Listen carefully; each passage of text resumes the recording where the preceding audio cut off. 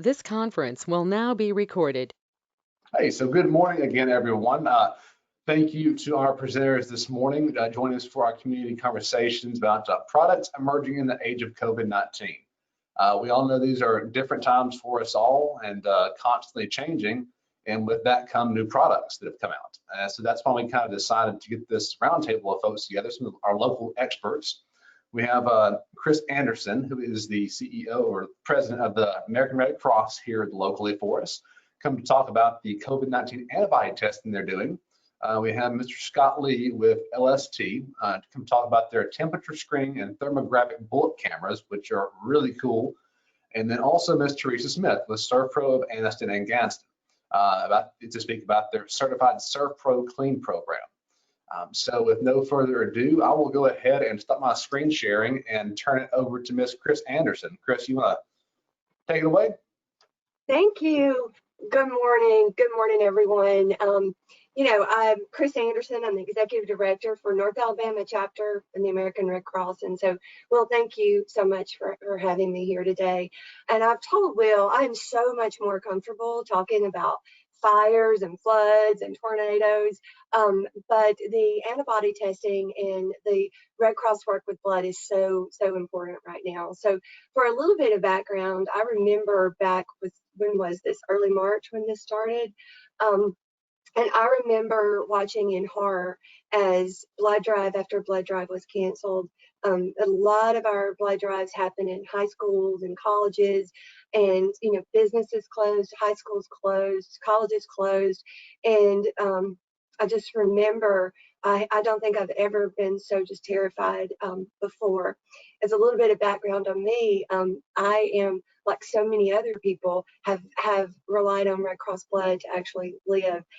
July 4 years ago, I was basically given Red Cross blood as the doctors decided what they were going to do with me as a stage 4 cancer patient.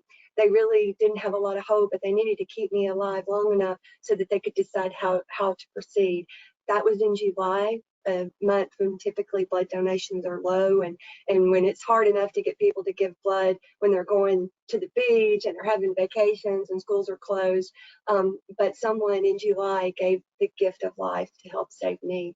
So Red Cross immediately sort of shifted into a different mode. I know that Scott and Theresa are going to talk to you. We have to pivot, and we had to move really quickly in order to secure the blood that we needed. Immediately, we started changing the way we did blood drives, and you'll see this now. You have to make an appointment. You have to, before you even come into the building, you're screened. You're screened again once you get into history. You have to wear a mask, and we do practice the safe 6 feet distancing. So blood drives are very different, and we are continuing to do blood drives, and they have been deemed essential from the very beginning of this pandemic. So, we have been allowed to have blood drives. So that brings us back into, the Red Cross has always been sort of as the first organization to actually take blood, and this started in World War I and World War II. We've always been at the forefront with blood products, and so with the first thing that we began was something called convalescent plasma. That's the idea that people that have recovered from COVID-19, they have antigens and antibodies in their blood that can be used to treat those who have the disease.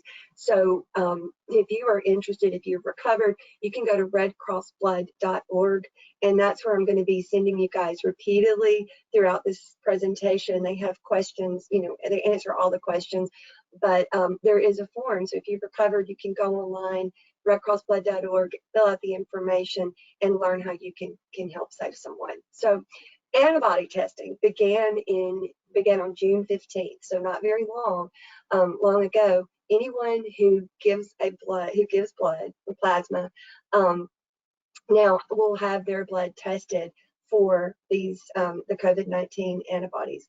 What happens is whenever you have any illness, your body tries, fights it. It sends out its army of antibodies to try to stop the illness, and it produces antibodies that are specific to that disease, in this case, COVID-19. So now if you come in and give blood, they're going to check for these antibodies. It's the same rules apply. You have to make an appointment to come in. You must qualify to give blood. And, you know, in other words, I know a lot of people that were in Europe during certain times or have certain health conditions that limit them. You won't be able to come in and get your blood tested for the antibodies. You will be notified whether it's positive, negative, or inconclusive. This is of course, a new disease, a novel COVID-19. So we really are, you know, about 3 months, we believe, is how far the antibody testings, you know, will show. But then there's also inconclusive. So the other thing is this is not a diagnostic test. So if you feel like you're sick or you might think you have, you know, this is not, you don't come in and give blood, you know, to see if you've got it. So that's basically it in a nutshell. Are there any questions about the antibody testing? You know, I will say that the information is used, you know, is provided to our communities, but in a non-identifiable way. So, you know, like, you know, Scott, if you tested positive for antibodies, we don't say Scott has COVID-19 or had COVID-19. It's, you know, the information is made available when they ask, when health officials ask for it. So that is basically short and sweet. One thing I will say to everyone on this call is we are continuing to look for locations to host blood drives. The antibody testing is not going to last forever. You know, it's only here for a limited time, but we're looking for large places where we can, inside, where we can social distance, where we can get people to screen before they come in, and we can do the health histories. So if you've got a church, if you've got an organization, a business, and you would like to help us host a blood drive, the need is there, and we would love for you to help. If you would like to help us be a screener, a blood screener, we can get you trained, and you can actually volunteer and help us as we screen this. And again, this is a free test that we're providing our community. So any questions? Did I talk too fast? I'll ask a question, Chris. I know actually I volunteered a blood drive here in downtown Gadsden not too long ago, and let me say everything was very smooth. People were maintaining their social distancing, and yeah, they were having pre-screenings before they show up for their appointment. They had someone actually out front taking temperatures and asking questions. I was very impressed to see that. And actually had a lot of folks that had appointments that asked, you know, I volunteered up front, getting them registered and signing them in. And they asked, you know, are there any additional steps for the testing? Or is the testing just done? It's literally draw the blood and then have the test done. Can you speak on that? Yeah, it's literally, you will get the results back from your antibody test. You don't do anything additional. So that, and you know, and this is not one of the things that is interesting. You know, this is of course a new test that we're providing, but the blood is screened for a lot of other illnesses as well. And I remember, just for instance, I got a call, asked to speak to the executive director, and I answered the call, and it began, I have been giving blood to the American Red Cross for 25 years, you know, and I braced myself to hear, you know, what we did wrong. You know, I was listening, and he said, I want you to know, you guys saved my life. And he went on to say that, you know, because he had given blood, we were able to detect an illness, that we called and sent him immediately to the doctor. Now, that's not what we're there. We're there to collect blood, but these screenings, this is not anything really new to the Red Cross. We've just added this. This is a certain thing we're testing for now. Okay, great. That's great to know. Have you guys seen a larger percentage of people going to blood drives specifically to check for the antibody testing? You know, it's been pretty steady. I think what I feel when I've been at these blood drives and I see, you know, people that are coming out that are giving blood, I really believe they are heroes in the truest sense of the word. Blood is something that we can't manufacture. There's no pharmaceutical company in the world that can create blood. We either get it from people that donate it or we don't have it. And, you know, we're starting to see elective surgeries go down. And so we're having to constantly adjust. But we've been able to, throughout this entire pandemic, provide our hospitals with the blood that they need, which is what our goal is. So, you know, we've seen an increase in younger donors. You know, I think that's exciting to see. We've got a lot of older people that have been given that have been given, you know, since they were young, and they did it for patriotic reasons. and it's really really cool to see a younger generation, you know, people that are not as at risk as some of the older population coming out to give blood at these blood drives, who understand that they are at less risk. So that's been really fun to watch in Etowah County, to see the number, and the blood drives in Gadsden and Etowah County are going extremely well. You know, we've not had one that didn't reach their goal yet. So, you know, it's been an incredible turnout of community in Gadsden. Awesome. Well, thanks so much, Khris. Do you have any final questions before we move on to our next panelist? Questions going once, going twice? I've got one question. The antibodies, if you have the antibodies, is that important specifically for family members? Because it's still going to, even if you have the antibodies, your blood can only go to certain people. No, they're able to claim that blood, and they don't see that having the antibodies in your blood is going to be dangerous. In other words, it might actually offer protection. You know, so because you have antibodies, that doesn't mean you're contagious. That's another. And again, I'm not a medical doctor, so. No, that's not what that. It's just like your universal donor is what, O positive, right? Uh-huh. But for some reason, I was thinking it's specific, because I remember a friend that ended up passing away from corona, but they were specifically looking at family members that may have had it. Yeah. So. It's important. I think a lot of people are curious. I know we all had a lot of strange illnesses. I remember in like February, I know a lot of my family had that too, and you know, wondering, was that corona? Have we already been exposed? If we not, it's also important for the convalescent plasma, you know, that we're providing, that they're using to work for a cure. So does that kind of answer the question in my very non-scientific way? We have one more question, Khris, before we move on to Scott. Actually, Dean asked, is there anywhere today I can give blood? She said she noticed the bus at CVS in Rainbow City a few times recently, but not there today. Is there any way she can find a drive locally today or very soon? You guys go to redcrossblood.org, and that is where, and put in your zip code, and that's going to show you where the blood drives are. You know, we have limited the buses, so you're not going to see the Red Cross buses, just because it's almost impossible to social distance on a little bitty bus. And you know, that was such an, you know, when we had the bus, we didn't need to ask for businesses, schools, and churches. We could just pull up anywhere and host these blood drives, which we're not doing the buses anymore, and I don't know when that's going to start back. But that's why I ask, if you've got a, you know, your church, your civic organization, if you've got a building that's large enough to have about 4 or 5 beds in it, and a place where people can be screened before they come in and wait at the 6-foot distance. We're even, you know, texting people to come in if we don't have that space. That's something that we really, you know, we are looking for. They're just these places to host the blood drives. The schools and colleges have shut down. Okay, awesome. Okay, so up next we have Mr. Scott Lee with LFT. Scott, do you want to go ahead and take it away? And whenever you're ready for to do the screen sharing for your slides, just let me know and I'll handle that for you. Yeah, if you would, go ahead and send it over.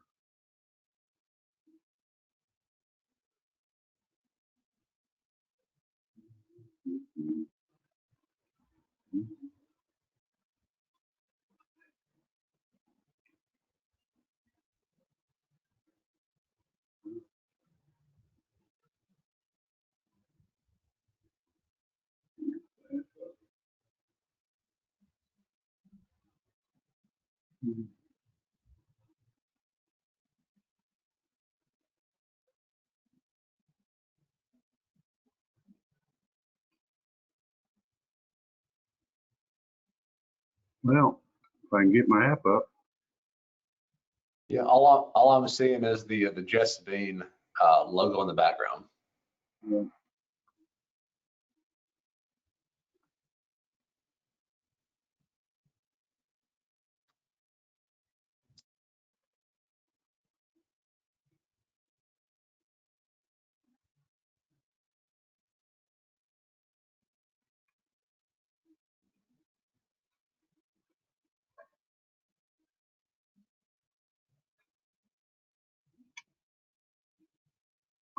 let's do this. I'm going to send control back to you real quick.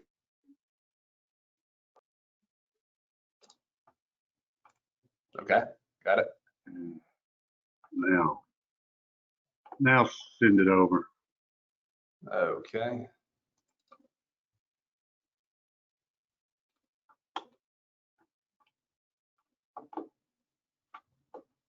There we go.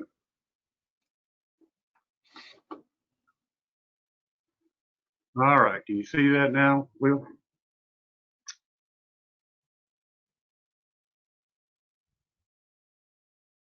Yeah, we're good to go whenever you are, Scott. I see you right there in front of me. Okay. Guys, I want to thank the Chamber for the opportunity to talk to you about a new technology. In my 33 years in the technology industry, I have literally said wow about a technology 3 times. And that 3rd time was 6 weeks ago when I saw this particular camera. It's a security camera that incorporates thermal detection. And even though COVID-19 may have been the driver, it's really a lifetime application. In this presentation, I'm going to focus more on employee and business focus, but it's applicable to the public for schools and other locations.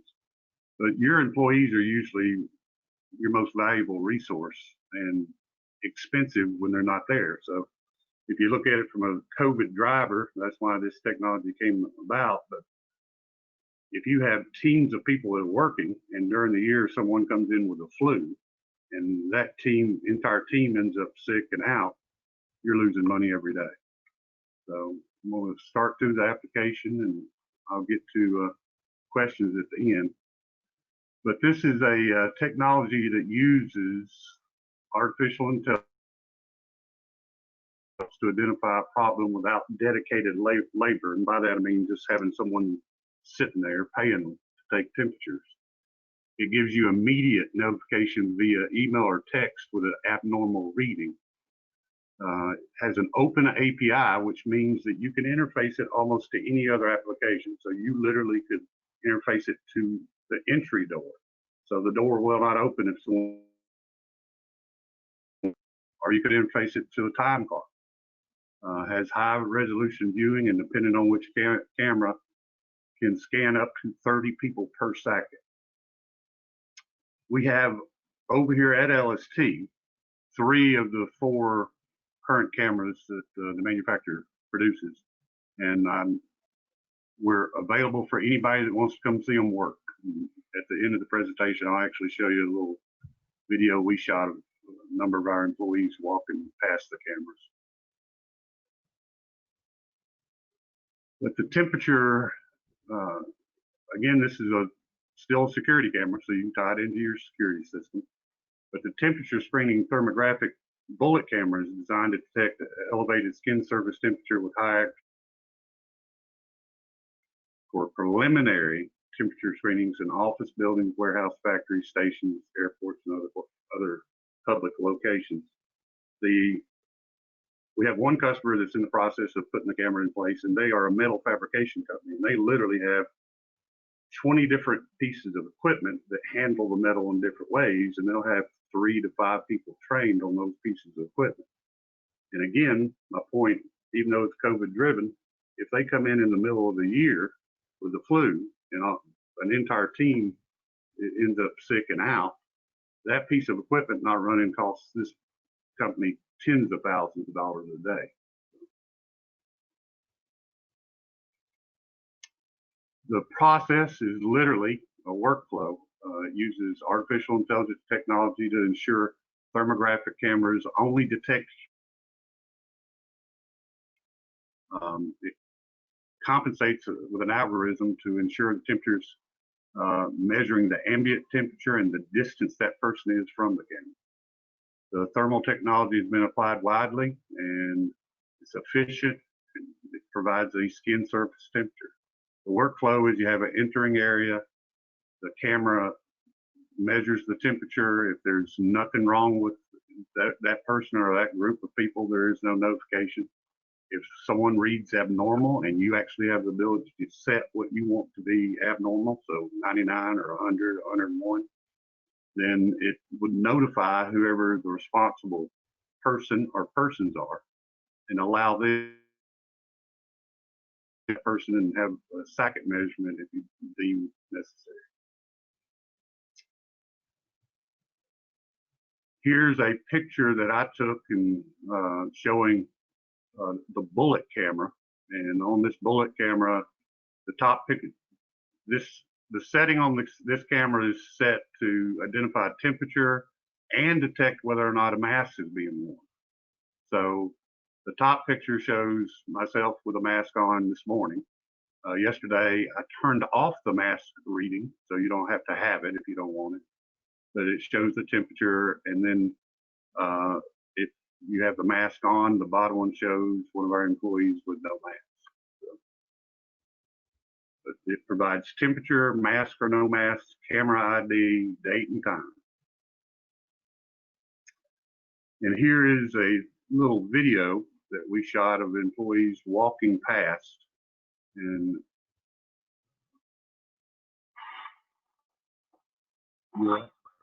you'll actually hear, because we had the mask feature on, it's saying for the people that didn't wear masks to wear a mask.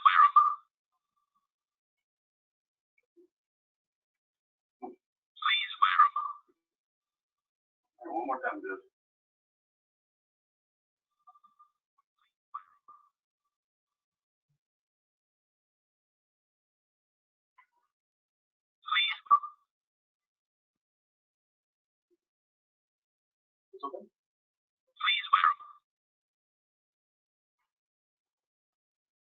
And so again, I'm here to answer any questions. I want to thank the Chamber again for the opportunity to show this new product. And we've already had a number of people come out and look at the demo. And again, I invite you or anyone you may know that wants to come see it. We've got 3 different cameras set up. The turret one actually incorporates metal detection also. But you can contact us at sales@lst.com or our phone number, 256-494-9080.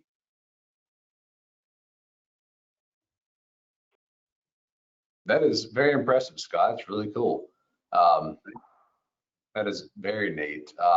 So how at least you mentioned a metal fabrication shop that's putting that in place. Do you guys have any more places locally that you're working with this technology? We do. We've got a number of people that are, we've got one that is ordered and a number of people that are looking at it now, including some medical facilities. Yeah, that's definitely the point you made about being is COVID driven, but it's a lifetime, use. You're absolutely right. I mean, like you said, if someone comes in with the flu or is with any sickness, and you can see them on the camera and say, hey, we need to check you again. That's awesome. That's extremely helpful for us, especially medical facilities and schools, and as you mentioned, manufacturing facilities, as you have many employees coming in, coming out, multiple touch points within the factory. You're absolutely correct. Do we have any questions for Scott?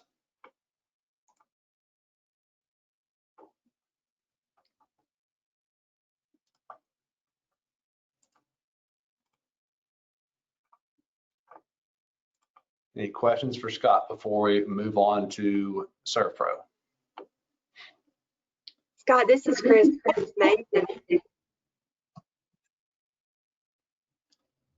Khris, you kind of broke up there, but I think you said this is amazing. Is that what you said? Is that me? That sounds like someone's talking like over me, but okay. Scott, that's amazing to think about that technology and all the uses for that. Medical buildings, hospitals. You think of the security that they have now, in place in medical facilities at hospitals. Where they have people watching, and this could be so. So is your company, is this just local, or are you reaching out statewide or nationwide? How, what are you guys looking at? I'm sorry, Khris, you broke up. I think I might be having issues. Is this just for the Etowah County, or are you guys expanding this into? Oh, no, we're actually, historically, LST has worked with all the schools in the state, and especially the community college industry. We've actually got a demo that we'll be doing down in Dothan for 3 or 4 schools down there in the next couple of weeks. Baldwin County Schools just purchased 144 of them. And guys, we all know what K-12 environment is. And I'm not excited for my 34-year-old daughter who's a teacher in middle school. I'm very concerned that she will end up sick because with them going back to school. But if you look at ways that you can potentially stop the problem, and the children usually in most of the schools, there's a number of exceptions, but most of the schools, they try to route the children in the morning through one door. And if you can identify an abnormal temperature, send that to the school nurse, principal, assistant principal, whomever, so that they can recheck and determine whether or not that child needs to stay. At least it's one defense. So we work predominantly throughout the Southeast, Florida, Georgia. We've actually got a office in Jacksonville Beach, Florida, but we have worked outside of the Southeast, but that's our focus area. Okay, well, do we have any more questions or comments for Scott before we move on to ServPro? Oh, okay, so up next we have Ms. Theresa Smith with ServPro of Anniston and Gadsden to speak about the certified ServPro Clean program. So Theresa, I will go ahead and take you over to the presentation. Hang on one second. All right. Now you're the presenter, Theresa, so you can take it away. Thank you, Will. Thank you. I want to thank the Chamber also for letting us present today. We've definitely had to, like Khris said, pivot our business. We did provide, we provide services for water, fire, and mold damage predominantly, but we also provide biohazard cleaning, and that took a sharp turn about 3 months ago. So as soon as that started happening, as far as COVID testing and all the information was flooding in, we were flooded with phone calls from manufacturing companies, schools. We were out trying to help as much as we could. And it was kind of a day-to-day basis that it changed, or hour to hour actually, so that we kind of had to learn with everyone else. Though we had the product, we also had the equipment to provide these services. Just the overwhelming phone calls and services that were needed for this kind of took us by surprise. We're now flowing with everything. Everything's been great. We've been providing multiple services for commercial businesses, industrial businesses, schools. We're even doing residential cleanings and treatments. And this program came from all that. It's the certified ServPro cleaned. And what this talks about is what it's there for is to help your either customers, your members of your church, members of the chamber, members of or employees know that you are partnering with a company, a reputable company, to kind of take this on and do something about it. You're being proactive in trying to treat and clean it. We also have people that call on emergency services for this. And being a 24/7 service, that we're open 24/7, we are able to provide those services whether it's 2 in the morning or 2 in the afternoon. So we can help keep them up and running. We have several businesses that if they shut down, it's going to cost them hundreds of thousands of dollars.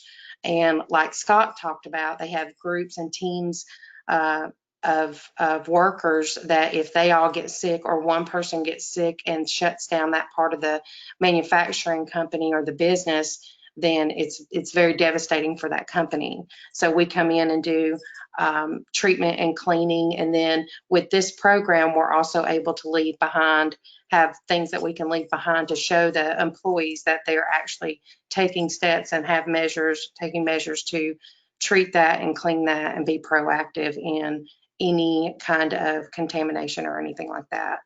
And there's a commercial that I wanted to play for you guys, and then show you some of the products that we leave behind once we do this cleaning.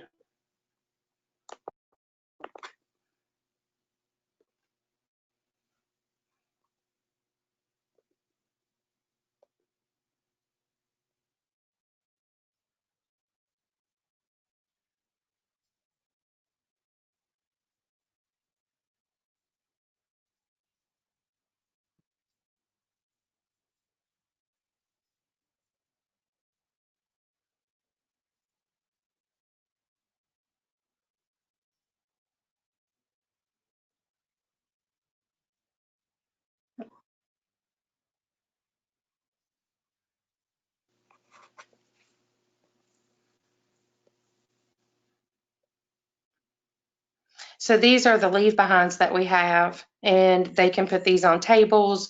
They can leave these on desks. If it's a school, if it's a manufacturer building, they can leave these in their offices or around the plant. And then we also have the decals that go in the doorways of where they enter into the building, whether it's a customer or a service member, children, if you've got a school. So that lets parents know, it lets teachers know that they are partnership with us to get that treated and cleaned and work with them throughout this process. So we just like to make sure that our community knows that we're here for them at any, for any type of service as far as that goes, especially for COVID. So I'm not sure how to turn this off. I'll get it for you, no worries. But we do give free estimates. It did mention that we give free estimates, so that you can contact me on my cell phone at 256-499-4058 or by email and request services at any time. We do not charge to come out and take a look at anything. We do not charge to provide estimates, free. And if you guys have any questions or any concerns, whether it's about your business, your home, your church, a school, we definitely will be able to help. And Theresa, I posted your email address, and I think that's actually the office number. What was your cell phone number again? 256-499-4058. We had someone ask in the chat, Ruth Moffett with United Way asked, so I just posted that in the chat. And Ruth has a question already for you, Theresa.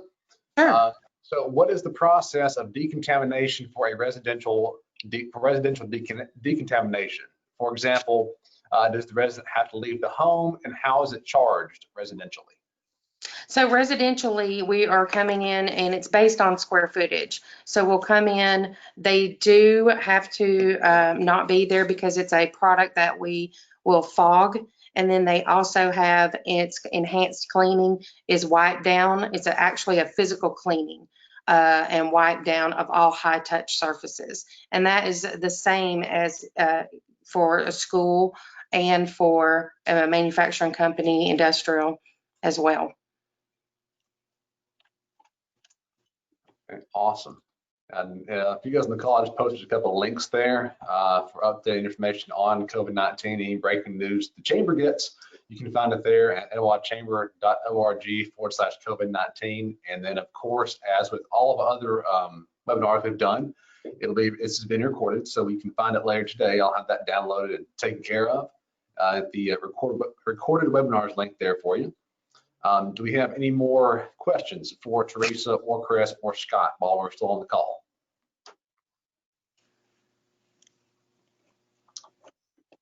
Ruth said, great presentations from all presenters. Thank you, Gadsden Chamber, for so much great information. Thank you so much, Ruth. We appreciate that. It's nothing we're doing. It's all about partnering and working together to get over this and get through this. That's what it takes. Everybody being careful. So if we don't have any more questions, I'd like to say again, thank you so much to Khris Anniston with American Red Cross, Scott Lee with LST, and Theresa Smith with ServPro. Thank you all for coming on the call. I appreciate you all so much and your willingness to jump on in this with us. I posted all of our presenters' contact information in the chat, but if you can't find that in the chat or you forget it after we sign off, all you have to do is call me or email me. You know where to find me. I send out all the emails. So with that being said, I'll go ahead and turn off this recording. Hang on one second, guys.